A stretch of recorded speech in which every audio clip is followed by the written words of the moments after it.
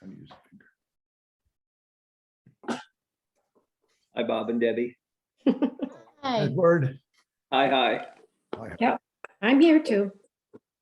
Hi. Hi. Hi, Oh, hi. Gail. Hey, Gail. Hi. Hi, Janice. Hi, Janice. Hello. Yep. And Debbie and Bob Okay. and Janet. And Janet. Hi.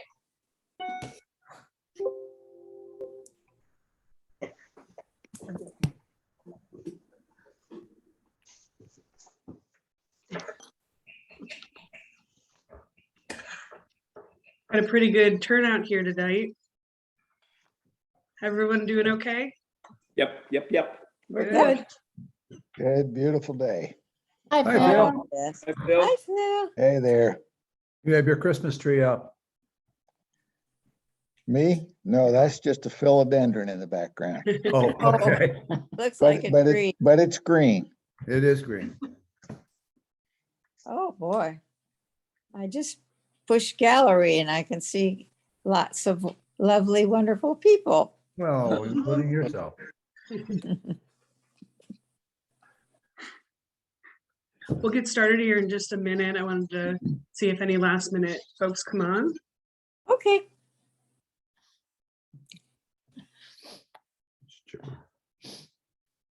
So where is everyone coming from? Who's the furthest away tonight? Glenda and Patrick, we live in Bloomington, Indiana. Hi, Glenda. Hi, Patrick. Hello, hey. And we were thrilled to be able to come to the farm to table dinner Ah, in the summertime. Those are always fun.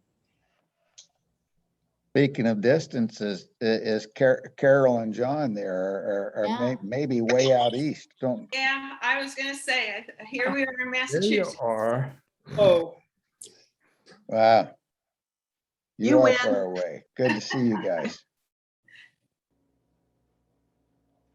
There. Oh, there's Carol and John. Hi, Gail. Hi. Hello out there. Hey, Where's Wags? Wags is Right, one right next to here. You that. can't see his head. Oh, Yeah. there he is. Hi, See. Wags.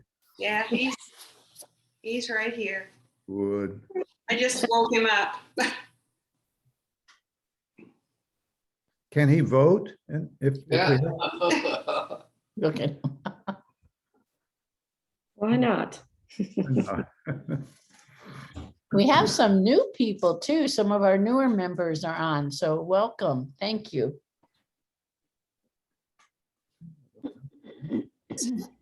Oh, there's one.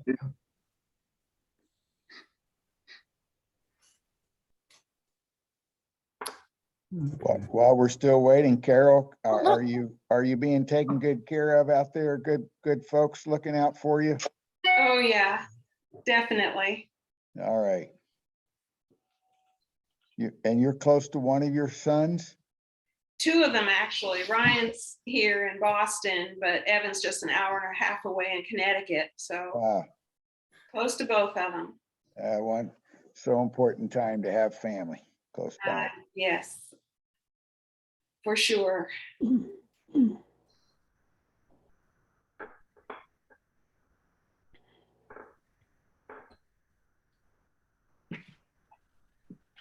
And Janice Pickens is on. Did the family get off okay? Unfortunately, they're back in Michigan. Yeah. They had a good trip. All right, I think it's 5 minutes after. I think we can get started. I'm gonna just ask everyone if you could mute yourselves. So we're gonna have a small presentation from myself, Brandon, and Jacob.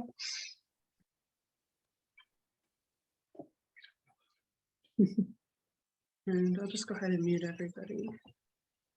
She's gonna do it. okay. Okay, so welcome everybody tonight. It's a wonderful November 30th. It was a nice warm day. If you have any trouble hearing me, please let me know throughout the presentation. My name is Katerina. I am the president of the board for Lost River Market and Deli. And tonight we are going to just have an end of year member meeting. We're going to reflect back on what's happened in 2021, go into a little bit of financials, and we have a very bittersweet announcement at the very end. So make sure you have a glass of your favorite beverage handy for a toast. Okay, so I'm going to share my screen so we can get started.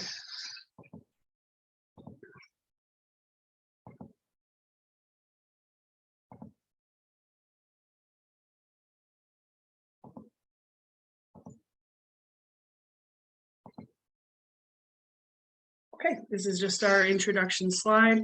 For those of you who don't know, today is Giving Tuesday, the Tuesday after Thanksgiving. This is a great opportunity for us to kind of get together and learn ways that we can keep giving to the market into the new year and learn more about what we've done in the past, this past year. I really like sharing this image. It is something that Dr. Yoder has shared to a presentation many years ago, and I've had on a file in my computer for a long time. I think that it really depicts what Lost River has pretty much driven. Our mission and our vision is essentially around. It shows a big perspective of what community is and how we bring food to the center of that community. And it reflects what I believe, it reflects our mission. We are a member-owned association dedicated to serving the needs of local growers, producers, and consumers by providing goods, services, and healthy food choices at a fair value. We promote community well-being, economic prosperity, and self-reliance through cooperation. And connecting to our mission is mainly about accessing healthy local food and building our capacity in local growing and processing. That has been the main focus of how we're driving towards that overall mission in our decision making, and how we're kind of focusing in the just the broader perspective of how we achieve that vision and that mission. So I'm going to stop sharing now, and I'm going to pass just kind of a brief introduction. I'm going to pass over to Brandon, who is going to give you a presentation on our programs from 2021. All right. Hi, everyone. Can you all see my screen okay? Just a nod. Yeah, all right. Thank you. All right. So yeah, we're just going to recap what happened in 2021 and some of the things that we're looking towards in 2022. Katerina touched on it a little bit, but you know, what we're doing is all about local food systems, really. And so within this mission, we've really identified this key statement of what we're about as far as creating access to healthy local food. Some of you have probably seen this before, but this just kind of lays out, you know, the different ways we are supporting our local food system, aggregating, distributing, and selling local food, nurturing entrepreneurship and creative solutions, connecting and enhancing our local food system stakeholders, et cetera. And so, yeah, so I wanted to touch a little bit on the local food system for anyone that maybe hasn't thought about it in this way. This model kind of shows all the pieces of what it takes to create a food system.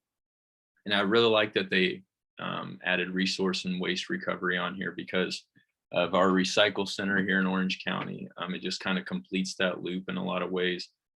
So we're going to look at, you know, what Lost River Market is doing for all of these things, but really everything that we're doing around local food system work is in the greater service of our community. And I was thinking about that tonight, and it's at the heart of it, really, we're addressing food security through the development and improvement of our local food system. And I just think we're starting to see more and more of a need for that in our world. And I think, we're really ahead of the curve compared to a lot of communities as far as what questions we're asking, and then how we're answering some of those questions around local food. So 2021 recap really starts with our partnerships. I always like to touch on the network that allows for anything to happen first. So here you can see all of our partners that we've worked with over the last year or two, from the Orange County Community Foundation to SICHC, IU Center for Rural Engagement. The community kitchen over at First Presbyterian Church has been huge, a huge asset for the community, really. Orange County Health Coalition, and then a partnership we've really grown into, and that has just become just such a synergistic relationship, is with the Purdue Extension offices, both in Orange and Lawrence County. And then, we'll carry those weird sweet potatoes that Curtis likes to grow in the community garden too. So the Orange County Community Garden has been a great partnership, and just what Curtis brings to the table with that and all the cool things he's growing over there. So the system really starts with production. We've been developing relationships with our growers over the last 2 years, primarily through those farmers' relationships with Pat Hall. He's really been our grower liaison, and he communicates with growers at the beginning of the season, our demand expectations and projections based on the different programming we have. Just to see how our programs and the way we're marketing ourselves has helped as far as how much local produce we're moving. You can see it in the numbers right here, from purchasing $7,000 of local produce in 2019 to this year. We're hoping to end the year at about $36,000. And we honestly, when you look at the production end of our local food system, we have only scratched the surface of the capacity of produce that could be grown and value added in this area. It's really a strength of ours in this community, and a great way to integrate the Amish as well into our local economy and local systems. Food processing. So this has been this is something we've dabbled with, but I feel like it kind of took the next step this past year with processors and local makers getting into the Orange County Community Kitchen over at the church and starting to make and develop products. Some of the main users over there has been Anna, and you find her stuff at the market. Hoosier Paw. We did all of the paw and persimmon pulp. We processed all that over at the kitchen. Dusty Baker makes her pancake mixes over there now. Ellie Humbert has used it for a couple projects. And then Andrew, he does bagel, not in the community kitchen, but he uses the deli kitchen to do his bagels and finish those in the mornings. So we created these spaces that now we can start utilizing some of this abundance in our community into preserving it for year-round products or shelf-stable type value-added products. I think we've touched on this before with most of you, but we received a grant from the Orange County Community Foundation in 2020 that allowed us to make the necessary upgrades to the kitchen there at the church. The church generously donated their space to be used as a community space. And now entrepreneurs can go in and test products and even process and produce products on a small scale. It's not really a production kitchen, it's more of a test kitchen, but we have had some production in there. So that's available. So if any of you know of anyone that wants to develop a food-based product, that resource is there, and Lost River Market can help through some grant funding, subsidize a little bit of those fees for using that space. So local aggregation and distribution, we're really aggregating produce in a simple way, and that is Pat and Bob. I mean, they drive around the country every Wednesday throughout the summer picking up produce, and I'm sure some of you have seen Bob's video with Colin, where he talks about doing those Amish runs each week. And then, you know, we've stuck with this kind of core of distribution channels here, in-store sales. Our Lost River CSA has steadily grown. Nutrition prescription program, which I'll touch on a little more. Farm to table dinners. We did summer farm stands this past summer for the first time. Farm to kitchen meal kits, which was a weekly meal kit program that you could get, and it would have a recipe and all the ingredients you need in it to prepare the meal at home. And we've dabbled with wholesale restaurant sales. Speakeasy will buy fresh basil and tomatoes through us, and Pat kind of brokers that relationship between them and the growers. So the Lost River CSA, I'm going to focus on some main programs here that have really gained some traction in the last 2 years. CSA is one of them. As you can see, we've steadily grown the members of our CSA program. And not just that, we've also been able to expand what we offer in the program.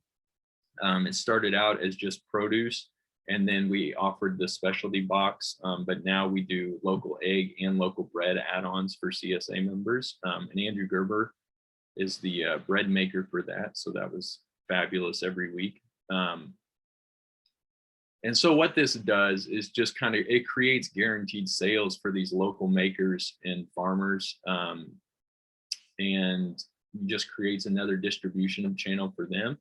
It's something that our makers don't have to manage, they don't have to market, they don't have to figure out packaging for.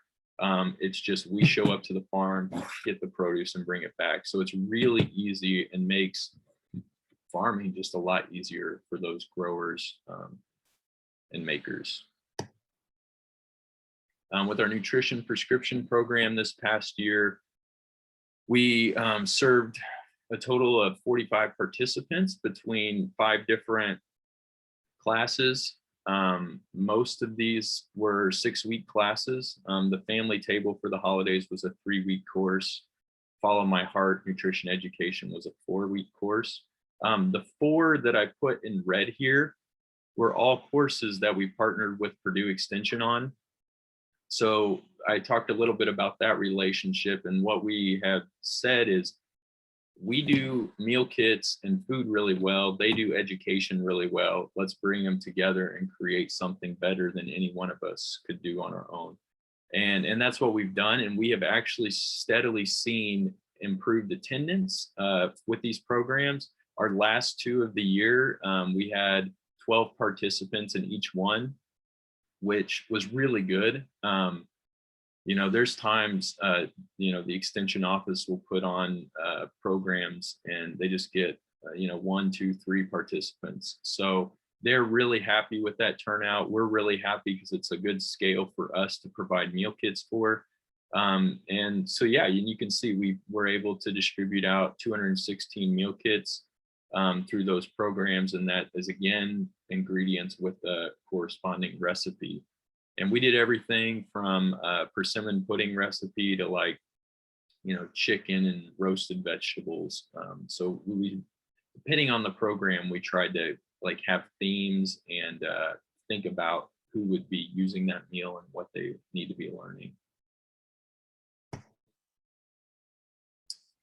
And purchasing and sales. So I talked about it a little bit, but as you can see, the impact that we're able to have on our local food system has really grown with these distribution streams. And as we've seen these programs grow, which is what we expected, I think our opportunities for growth in the future will continue to be our CSA model, nutrition prescription, and then also this mobile farm stand. we did, like I had said, we did the farm stand for the first time this past year, and it wasn't a groundbreaking thing, but we did have some success with it, specifically in French Lick, and you could see where, you know, this need wasn't being met in that community, and they really appreciate there. I just talked to Aaron over at the Crawford County Purdue Extension office today, and we've talked about it a little with Curtis, but really thinking about how do we get a farm stand or something of the sorts in Crawford County area is what we're thinking in the future to address some of their food insecurity issues over there, and just not having access to fresh local stuff really at all. And then the other opportunity would be in food processing. Again, our ability to grow around here is incredible, but we are, in the way our food system has been designed, used to using products that are shelf stable, value added, pre-chopped things. So, you know, we really see an opportunity in this whole food processing realm to take all this local abundance and turn it into value added products that could sell in grocery stores. And so with that in mind, our 2022 plans, nutrition prescription, we're expanding on that. Like I said, I talked to Aaron today in Crawford County, and we're looking to expand our nutrition program into 4 counties this next year. Sorry, cat's eating my homework. We're looking to expand into 4 counties, Orange, Lawrence, Washington, and Crawford. And we're going to partner with the Purdue Extension offices in each of those counties to this summer deliver a 20-week program where participants will receive meal kits for all 20 weeks. There will be chunks of curriculum built into that 20 weeks. They won't be the entire 20 weeks, but they may be 10 of the 20 weeks of the program, where we have education for nutrition, physical education, and then also budgeting and meal planning. So those are the 3 pieces we really want to address. And then that will all be tied into a reward system that, based on people's participation in the program, they can earn points and receive rewards for either preparing a meal kit at home or attending this class. We're also playing with the idea of some extracurricular activities that they could earn points for like such as a walk with the doc, or attending a yoga class or something of the sorts. So we're in the planning processes of that, but we have received the grant and funding to implement this program. So now we're just got to make it happen. Lost River CSA in 2022, we're looking, you know, we'd like to expand to about 70 participants and generate about 30,000 in revenue for local growers and value added makers. I think that's very achievable. It's still, you know, we've expanded that program up into the Lawrence County area, and they've received it really well. So I think there's still some opportunity for growth there. In-store product mix, you know, we want to continue prioritizing and building store inventory around local value-added products, in-season produce, obviously local meats. If we can get more local bulk items, that would be great. And so we want to try to nurture some of these things and help farmers and makers really fill our shelves with things that are made around here within our uplands region, or this 11 county area around us. Lost River value added products. So something Amanda has been exploring this past year is drying vegetables, herbs, and spices, which you may have noticed are Lost River herbs and spices on the shelf. She dried all those in the store. They were all locally grown things that farmers needed to move. And so we took them and she processed them, and now we have basil, dill, things like that. So we're going to continue to look at that, do some cost analysis on those products, and see if there's maybe a handful of things that, you know, we could really get serious about this next summer. so that we have local blueberries in our freezer year round or things like that. And those are things that we have done, the last 2 years, but, we're just trying to continue growing and taking the next step forward. And then within our deli, looking at seasonal menus, how do we prioritize local in the food that we're serving back there? And the mobile farm stand. So we actually applied for a grant to build a little mobile farm stand.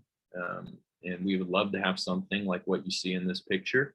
And so we're looking at a partnership with a Purdue Extension Spark Club to help with the trailer design, Lost River Career Development Center to help build the trailer, and then the IU Maker Mobile Space, which he has been kind of the one that's brought us all together to think about this project. His name's Andrew. They will just provide support and resources where they can to help push this project along. And this, this specific design, is dependent on the grant at this point, but we do want to continue to think about how we use this mobile market to reach some of those underserved areas. And so I just concluded with this, how to get involved. I think most of you know how, but if you wanted to ever volunteer at the store or be a part of like produce pickup or delivery or anything like that, just give us a call. If you have an idea for a food system project, like shoot it our way, and let's see if there's something there. And I'll just conclude, we want to hear your thoughts and ideas on how we can build a thriving, sustainable local food system for here in Orange County. And I'll add just to play something that really plays on our strengths. And we are seeing that diverse food production is a huge strength of ours here. And, it could reap many benefits for this community if we can learn how to utilize that well. So, and now I will be passing on to Jacob.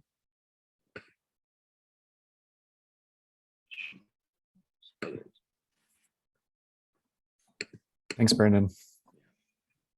Hi, everyone. Jacob Simpson. I'm on the board of Lost River, I think for a couple years now, and I live up in Bloomington and love working with the market. So I want to give you a financial report for 2021. Obviously, the year isn't over, but wanted to give you an update on where we're at as we approach the end of the year.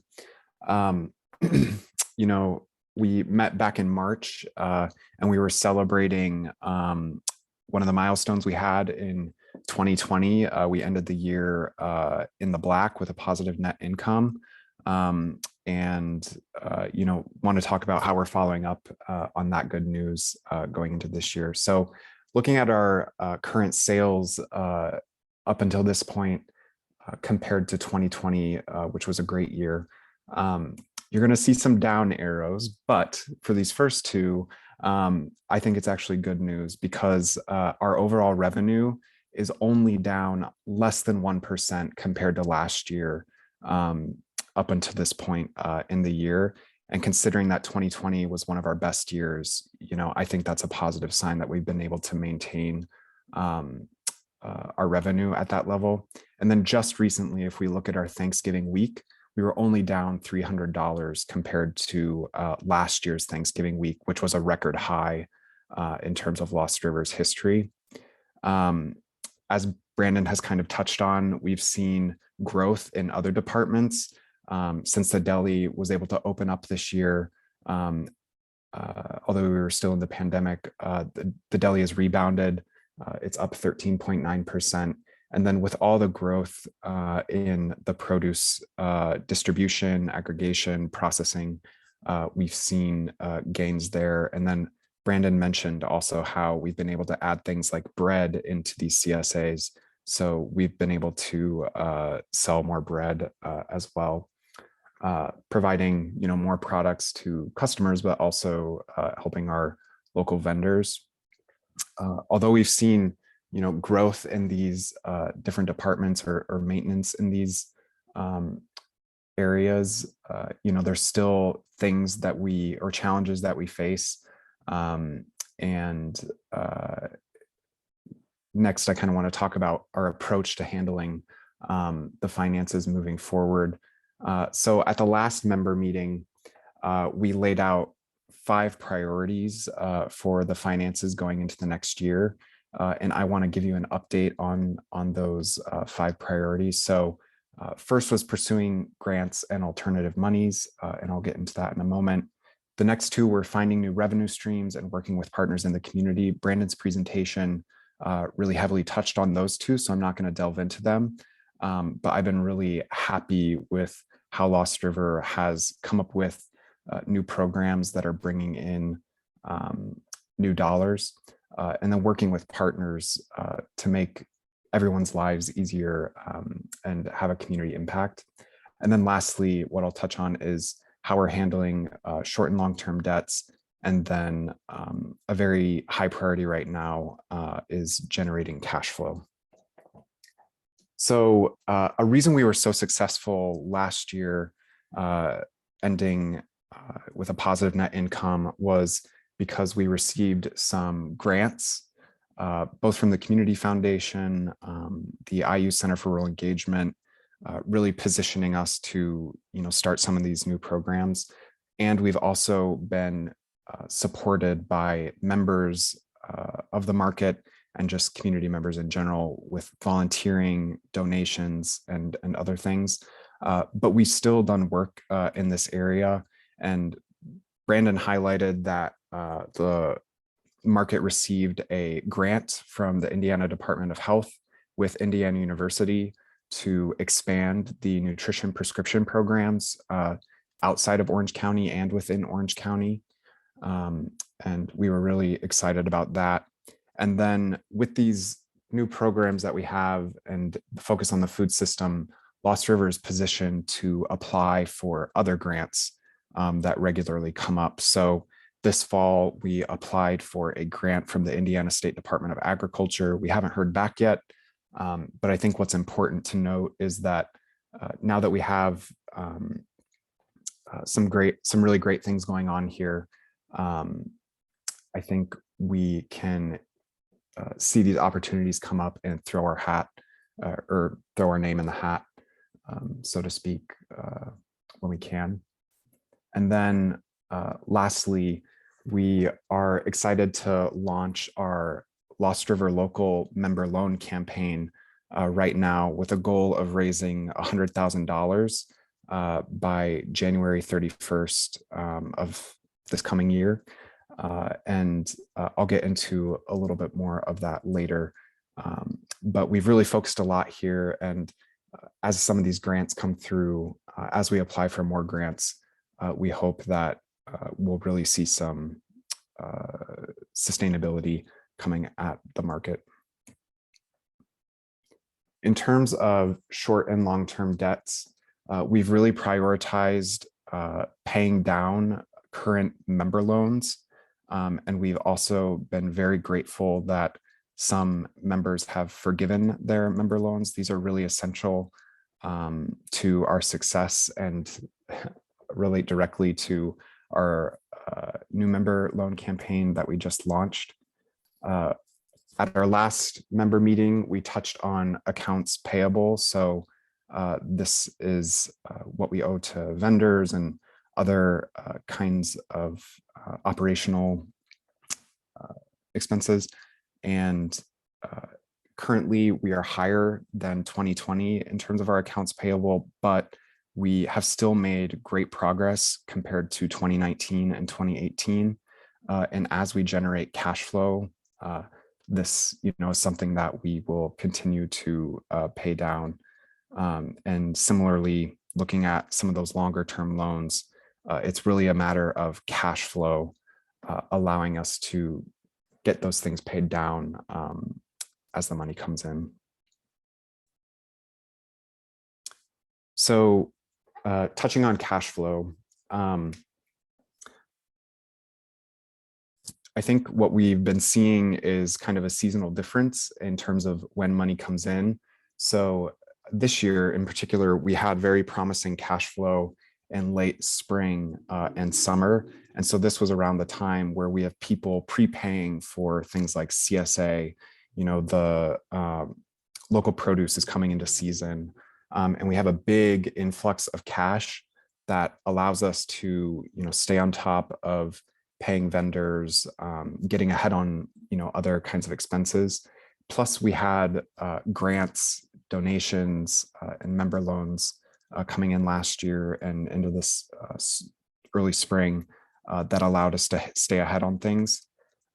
Then as we get into early fall, annually, we see a seasonal dip in sales. And as grant terms end, we, can struggle to stay ahead on certain things. And in a situation where we have low cash flow, we really have to prioritize which departments we are keeping inventory in, and what accounts and loans we're paying on.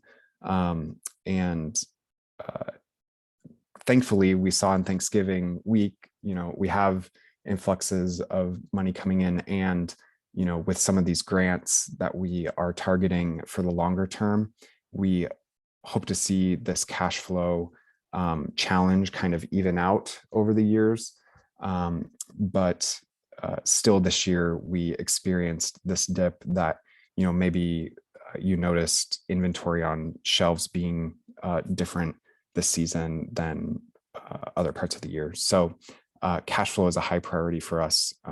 And one of the ways we are hoping to address the issue is with our member loan campaign that we launched just this past month. So our goal is to raise $100,000 by January 31st. And the whole point of this is to, of course, address the cash flow issues, but it's beyond that. I think it's thinking longer term about the market's sustainability and how we can really fulfill our mission of investing in local economic prosperity and community well-being. This capital will allow us to get some of those programs that Brandon mentioned into a strong position for the future, benefiting our local farmers, our artisans, plus the people who are then eating the local food, improving their health, their food security, and so much more. And this member loan campaign, comes on the tails of past member loan campaigns that have been successful. Members raised nearly $300,000 to open the store in 2007, raised more at other times of need, and when the store is refinancing its mortgage. So we've successfully used this tool in the past and are looking forward to what it can bring for the future. And in terms of how you can participate, there are many ways. You can make a member loan ranging from $1,000 to $25,000, or you can make a larger community loan with a minimum of $25,000. And these have different terms that we could talk about with everyone on a case-by-case basis. I know maybe not everyone can do a member loan. I'm in that category, just where I'm at in my stage of life, but there are many other ways to contribute to this campaign. One of those being starting a prepaid grocery account. So you can go into the market and put a certain number of dollars on your account without actually buying the groceries at that point, and have it there as you come back to the store to get groceries. You can become a sustaining member and have monthly contributions of any amount, or of course, always able to donate. And I think one of the great things about this effort is that already members at Lost River have been so generous, and we've seen a great growth in membership just in the past year as we've connected with more people. And so I see this as an opportunity for connect with new members, members who have been with the store for a long time, and get a lot of like reinvigoration and excitement. in the community. So with that, I will turn it back over to Katerina, I believe. Thanks, Jacob. So I'm going to share my screen one more time. Here.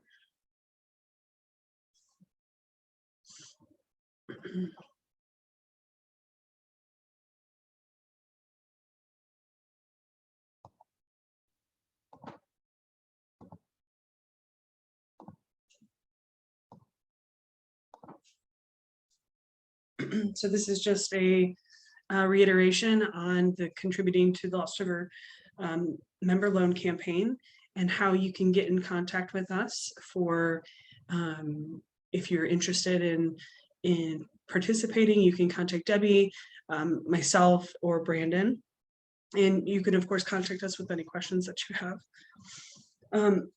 Excuse me. I just want to, you know, we're starting a member loan campaign. I want to really show a strong appreciation and gratitude for everyone who has contributed in the past, whether it was through member loans or donations or, you know, any of those ways that Jacob mentioned. You all, our members, have kept this grocery store going for 14 years through a lot of different trials. And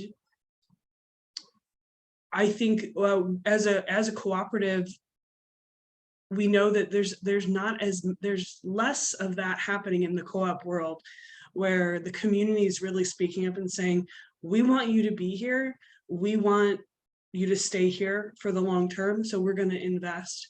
And if you think about a business in a rural community being supported by so many people, that's how we're here for 14 years.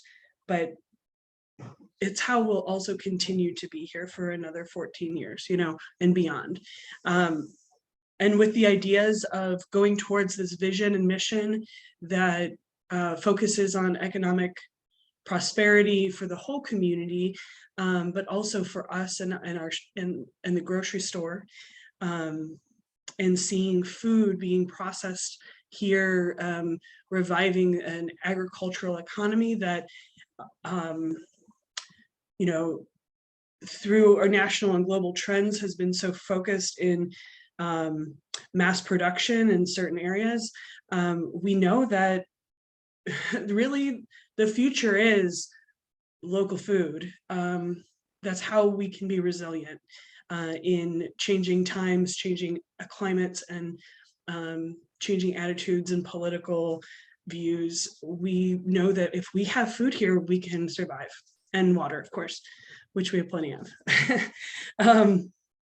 So I'm gonna stop sharing my screen so you all know that the gratitude that I'm sharing with you is literally gratitude that it goes beyond me being here. It's everyone who came before me. We're grateful to them. We're grateful to you, and and I feel like there's not a lot of other ways to say thank you other than to just say thank you. So, and then to add to that, I think the organization has been, our members have really trusted our leadership, and for the last 7 years or more, we've had a really strong leader at our helm that many of us have rely on. We see the face of this person as the market.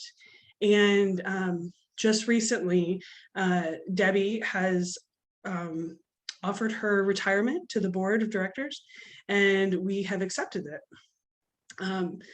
Debbie wants to retire. So, you know, Debbie has held the market in this space of so much, you know, and so through so many challenges, and taken us to a place where we can really see a really strong future. And so I'm really excited to see how else she's going to engage in our community, in, you know, how well, first I'll see her rest, is one thing. And then, but I can't imagine not, Debbie, you not being part of this community. I know that you will make it stronger in ways that you haven't been able to before because you've been so focused on the actual store. So I'm really excited to see where we go with it. So now, if those of you who have a drink, I'd like to offer a toast to Debbie Turner for her dedication to the community, for her perseverance through trials, and for driving and living our mission to bring economic prosperity, community well-being, and a future of food sustainability in Orange County. So here's to Debbie. Cheers. You can all take yourselves unmuted if you want to yell and shout and Cheers. Here's to Debbie. Yay, Debbie. Here, here. Yay, Debbie. Thank you, Thank Debbie. you. Thank you. Congratulations. Debbie, would you like to say anything? I would like to say a few words. First of all, thank you. Thank you to everybody. I've been involved in the store 2 years before it was there. And so this has been my first retirement life. And I couldn't have asked for anything better to be able to put my energy toward. My passion is, how do communities sustain themselves? How can they be strong and not rely on someone far away? So this has been my dream come true. The biggest part of the conversation that I've had with everybody so far is just why now? And I think that's an important piece for everyone to know. Why do I feel like it's time to do this? For some, it might seem like it's way past time, but one is Bob and I are old. Bob is much older than I, and it's really important to me that we make a transition not in an emergency or urgent situation. I wanted us to be ready and have plans and feel calm and secure about transition. So this was a chosen time. The second really important thing is that right now we have an incredible staff who are totally capable of taking their programs and running with them. Brandon is doing so much. He knows these new programs backwards and forwards, and it needs a new person's energy. Jeanette has been incredible as our store operations person, and she continues to do a really good job with no money. Whatever we have on the shelves is kind of a miracle. Gabe runs the deli. Our staff has been fairly stable, even without being able to fill some positions. So staff-wise, talent-wise, skill-wise, we've never been in such an incredible position. And I think we need to take advantage of that. The third criteria I had, and this might make you all laugh, was that I wanted to do this when we had money. So you could see how many past opportunities we've had to do this. So, but I think we really do have money. For those of you that we owe money to, or we've been slow to paying, or messy, or you can't find your favorite products, I think help is coming. We knew that we were in line for some grant dollars, substantial grant dollars that will help us really, really solidify our positions for the next 2 years. So the IU grant, the Department of Health grant, we're still waiting for it to come through to actually see the dollars, but we have received that one, been awarded that one, and that will be for 2 years. You might question this, that those grants seem like they are program-based, and they are, but in each one, they subsidize our payroll, they subsidize our people. So it will free up a great deal of dollars to be able to use for inventory and to pay down some of the folks that we've let get behind. So it's been a real balancing act, and I really apologize for all the waiting we've made people do, how messy it has gotten. But I do think that with our grant choices, with our grant opportunities and our new programs, it's the best possible moment for the market to be pretty solid and have a good future. So those were my reasons. And I am going to sleep for a little while. Come January, I will watch it snow from my window for the first time in my life. And after that, we'll get busy again. Thank you. Thank you, Debbie. Yes, yes, you can unmute yourselves. And now clap.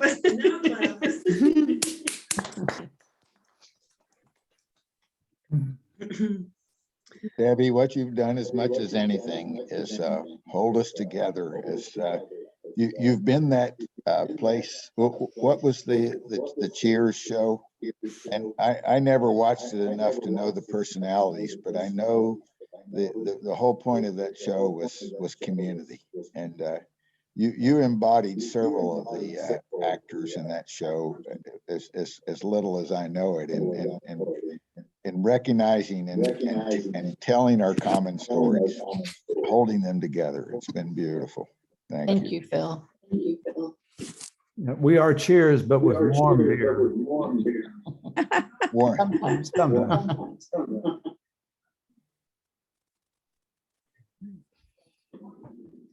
Does anybody have any questions? Or, well, of course, any comments that you'd like to share or more feedback is welcome.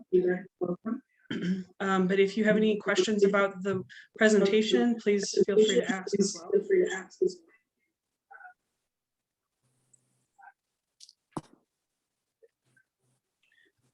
Is anybody else having problems with audio? Could I ask about what the future is for filling Debbie's position?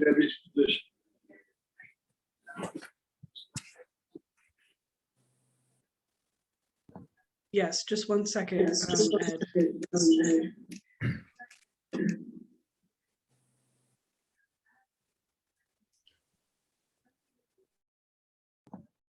Okay, can everybody hear me? Is that better? Okay.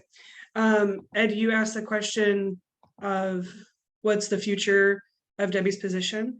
Debbie has made a recommendation to the board to have Brandon come on as the lead manager.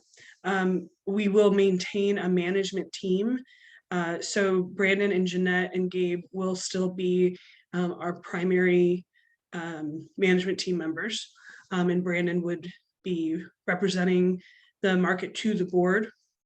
And we will, Brandon has accepted a trial period to see how it fits for him, how it fits for us.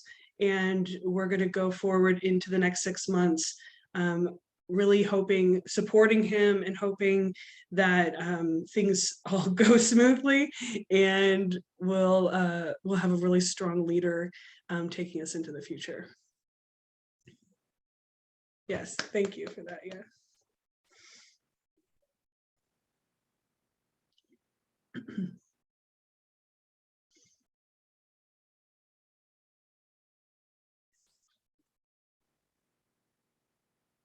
Are there other questions or feedback?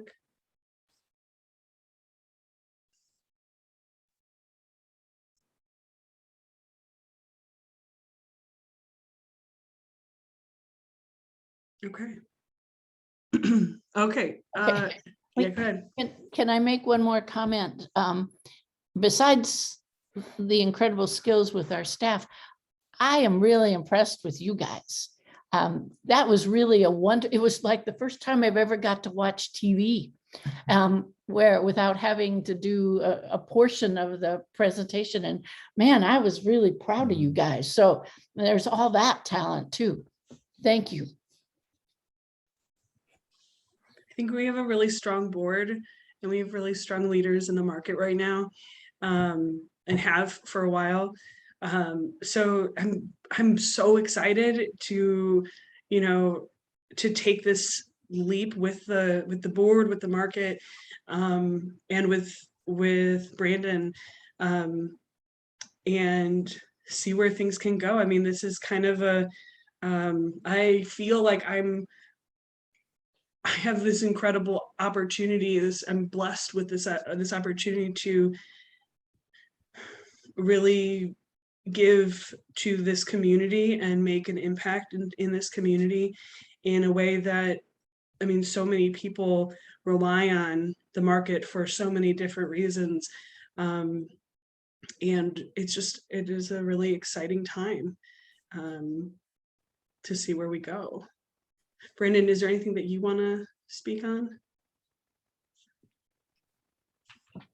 Well, it's pretty cool to be here.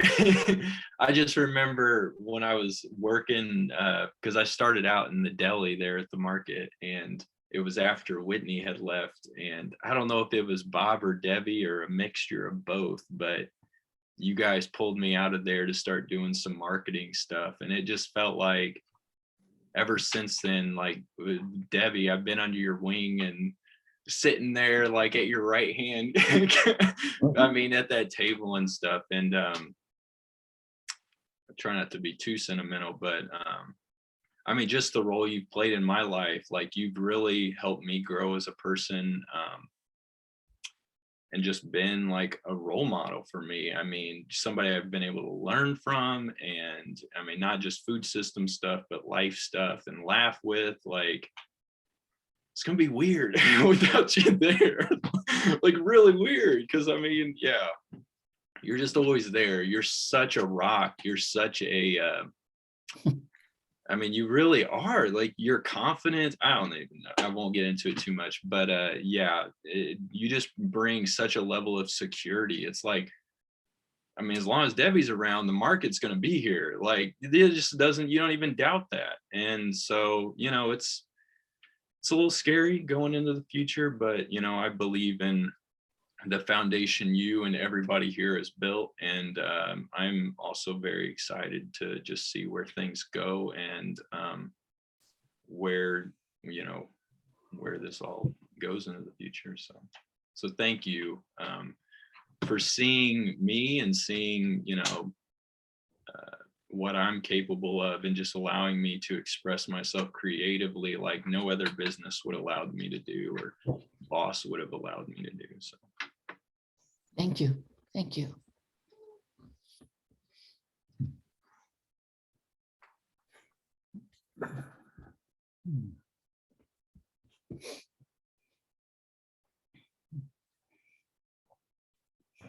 Okay. If anybody, I don't want to rush anybody off. If you want to have any side conversations, but I think our presentation is complete. And come into the market and see Debbie, you know, give your appreciation, your love, whatever you want. And pies. Like pies. pies. And support the member loan campaign, you know, just to kind of you know, bring that back. Today is Giving Tuesday. It's a good time to be gifting to your community and to things that you want to see grow into the future. So this is really a great opportunity for us, and hopefully we'll go beyond our goal of $100,000 by January 31st of 2022. So spread the word, tell all your friends, tell everybody, you know, we're turning a new leaf, and we'd like to have a safety net of financial support to be able to go forward to see what comes next.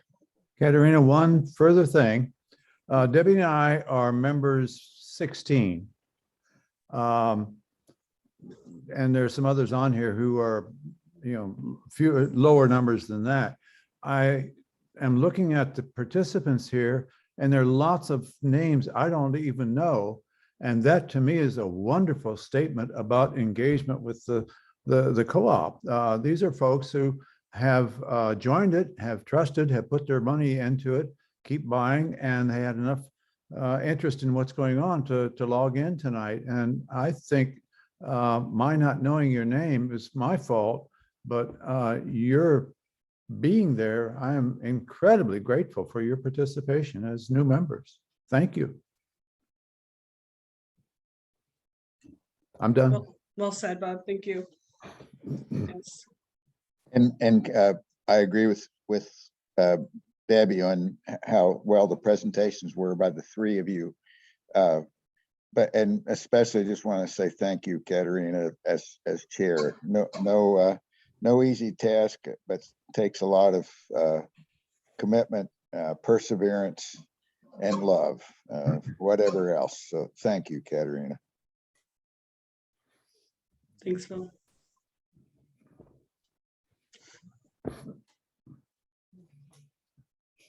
Okay.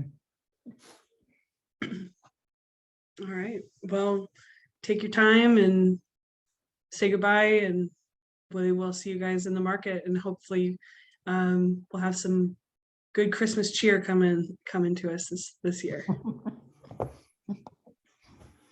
Okay, Bye-bye. Thank you, everybody. Jennifer did make it. She did. Yeah. Okay. That was what I was dealing with her. Martha, you came on in the last second. We're all saying goodbye, but this is being recorded, and I'll send it out to everybody.